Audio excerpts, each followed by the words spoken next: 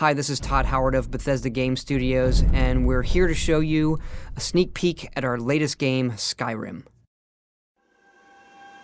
Each time we do a new Elder Scrolls game, we like to start fresh, and Skyrim is no different. Coming off of Oblivion, and then the team did Fallout 3, we had a huge list of things we knew we wanted to do technically with the current generation of hardware and PCs to bring a virtual fantasy world to life. So we've rewritten the render, we've rewritten all the gameplay, the scripting language, the faces, the foliage, and all of this comes together in our new engine we call the Creation Engine.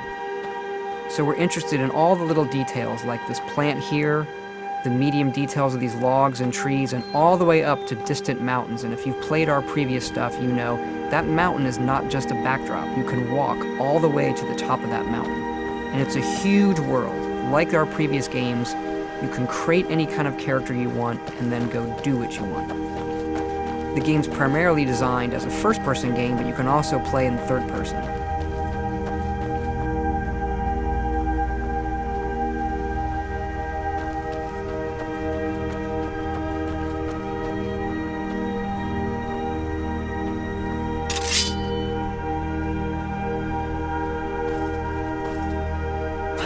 Our big motto for Skyrim is, you are who you play. So whatever you have in your hands, whatever you're using, you're going to get better at, and then you're going to level up. The right trigger does your right hand, and the left trigger does your left hand.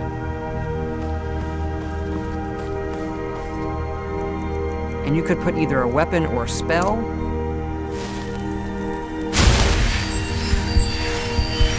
You can also dual-wield spells. What's really cool here is, if you put the same spell in both hands and pull both triggers, you can get a bigger, more powerful version of that spell. Up here we have standing stones. There are 13 of these throughout Skyrim's landscape, and they give you special abilities, but you can only have one of these active at a time.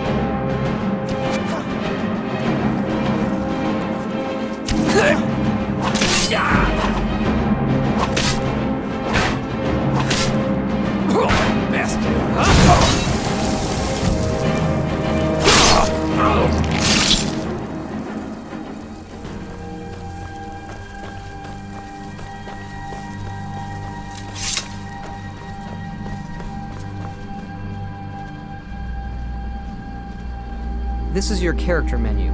Here you can see all your items, not just what they do stat-wise, but also what they look like. Each of the thousands of objects you can find can be zoomed in, rotated, and looked at in high detail.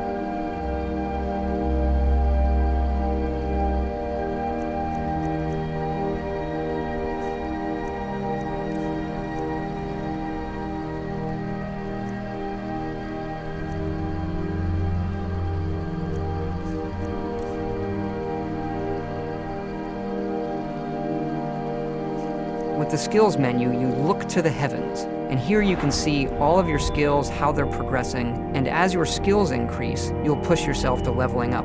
The higher the skill, the more it affects your level progress. And when you level up, you get to pick a perk. Each of these skills has its own perk tree.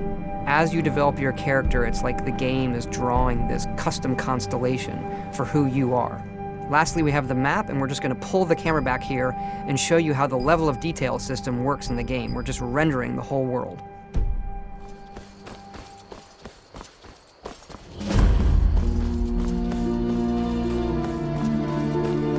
dragon! I saw a dragon! What? What is it now, Mother? You keep on like this, everyone in town will think you're crazy. I got better than Ain't every day we get visitors in Riverwood. Gerda's family first settled here as woodcutters a few generations ago. She and Hod run the mill. I make a decent living sharpening axes and fixing the sawmill.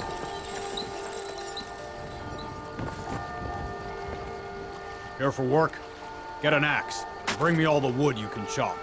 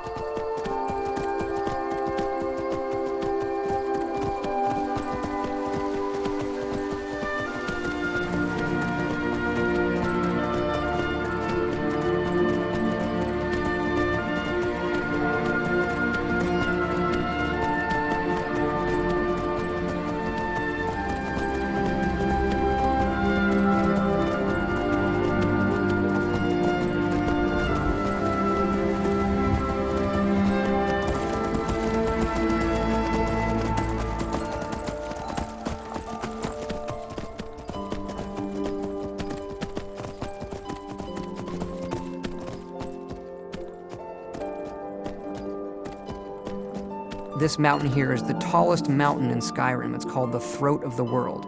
It is home to the Greybeards, who are masters of the voice. The voice is the ability to use the language of dragons and form these magical shouts. And this is a power that you will learn throughout Skyrim's main quest.